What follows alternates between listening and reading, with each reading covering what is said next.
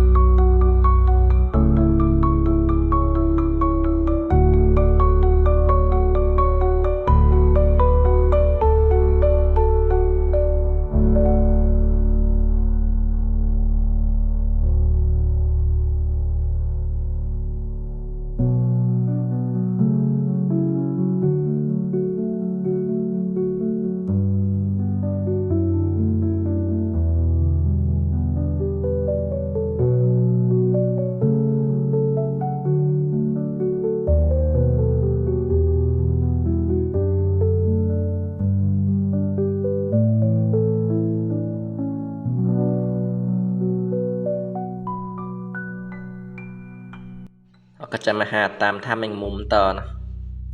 โอ้มีคนตีตกให้แดนี่ โคตรสบายเลยนี่เนาะเกิดสไลด์โอเคมีคนตีตกให้ละเราเก็บเอาเนาะ ข้านตีมันก็ตกยากเด้เราเก็บเอาง่ายกว่าบอกว่าจะเป็นพวกซอมบี้สเกเลตันนะตีตกหมดเลยพวกอันโกสไลด์แต่ว่ามื้อนี้เราจะสอนเห็ดแมสก่อนมื้อต่อไปเราจะสอนเห็ดจอกนะแต่ว่ายันบ่ได้เห็ดนำกระเจ้าแล้วเพราะว่ามันมีบอทหลายเกินไปคันเวทอาจจะเห็ดได้อยู่โอเคเราก็จะออกไปนะไปเห็ดแมสก่อนได้3อันก็เห็ดแมสแมงมุมได้นะไปกันเลย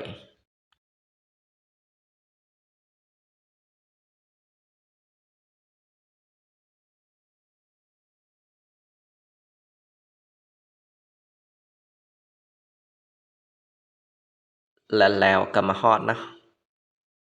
เบิ่งดูเขาฝากไว้แต่ปีกายมีบ่มีเนาะบ่มีเขาก็จะฝากเข้ามาเนาะ3หน่วยมักกดไลค์โอเค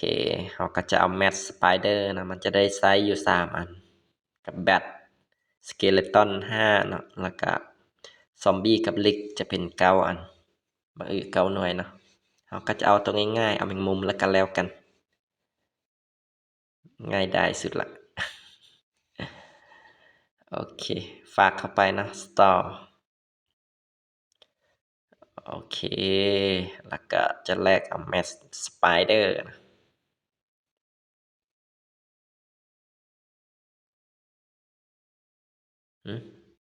ทำไมนะโอเคเรียบร้อยนะสไปเดอร์แมทถ้าผู้ใดอยากเฮ็ดกลับไปเฮ็ดได้เนาะสำหรับอีเวนต์ตัวนี้